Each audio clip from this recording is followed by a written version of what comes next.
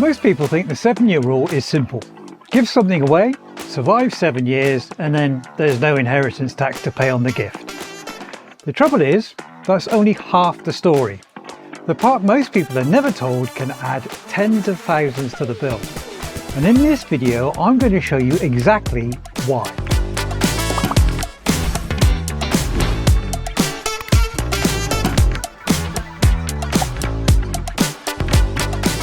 Everyone has a nil rate band of £325,000, taxed at 0%. If you leave a qualifying home to direct descendants, you may also get a residence nil rate band of up to £175,000 also.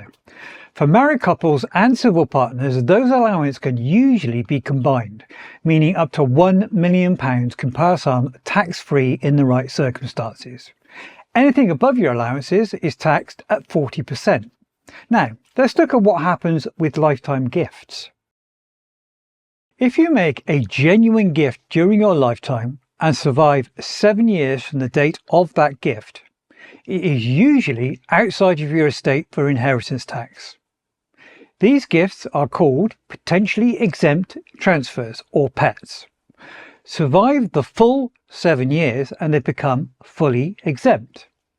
Pass away within 7 years and they become failed gifts, and they get pulled back into the calculation for inheritance tax. And here's the part people get wrong. When a failed gift is pulled back in, HMRC does not simply add it to the rest of your estate and split the bill. They add the full value of the gift first, and it uses up your nil rate band before they even look at what you still own. That means less allowance left to shield the rest of your estate, and more of it gets taxed at 40%. You may have heard about taper relief and assumed it fixes it. It doesn't. Taper relief is a sliding reduction in the tax rate on the taxable slice of the failed gift if you survive more than 3 years. It only reduces the tax on the portion above your allowance. It does not give your allowance back. If that sounds confusing, don't worry. A real example makes this much clearer, and the numbers actually will speak for themselves. Meet Janet. Janet is divorced with a £1 million estate split roughly between her home and savings. She gives her kids £500,000 in cash and survives just over 5 years and then sadly passes away. Her family knew she had not made that full 7-year period, but they knew about taper relief. Survive 5 years and the tax rate on the gift drops to 16%. Now 16% of £500,000 is 80 grand, and her allowances cover the rest of the estate. Total expected bill, 80 grand.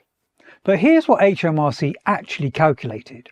Because Janet died within that 7 years, the full value of the gift is pulled back into the calculation. And here's the part nobody told her.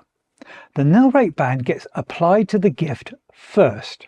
The entire 325 grand allowance is used up on that gift, leaving £175,000 of it still exposed to inheritance tax. Taper relief applies to that exposed slice at 16%, meaning the amount of tax owed on the gift is 28 grand. Now, for the estate, Janet still owns £500,000 at death, but her nil rate band is gone. Only the residence nil rate band of £175,000 remains. That leaves 325 grand taxed at 40%, another 130 grand.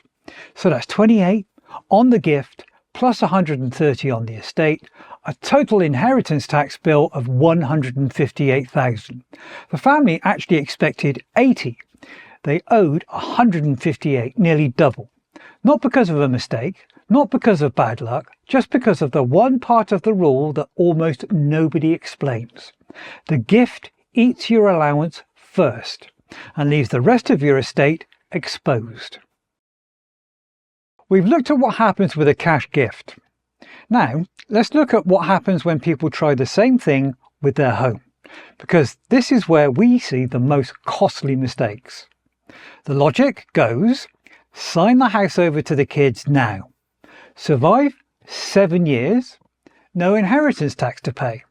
So people do exactly that. but carry on living rent-free as if nothing's changed. And here's why that does not work. Because they still live in the property and benefit from it, HMRC classes it as a gift with a reservation of benefit. And in plain English, you can't give something away but keep using it as if it's actually yours. If you do, HMRC pulls the full value back into the estate on death, even if you do survive 7 years. The house has not left the estate at all. And on top of that, the children now legally own the home. The parents cannot sell, remortgage, downsize, or do anything with that property without their permission. And the house is now exposed to the kids' circumstances. If one of them divorces, faces serious debt, or goes bankrupt, the family home could be at risk. It also does not solve the care fees problem that many people are hoping to avoid. If a council believes the home was transferred specifically to reduce a care cost liability, they can treat it as deliberate deprivation of assets, meaning they assess the parents as if they still own it anyway. And unlike potentially exempt transfers, there is no time limit on that.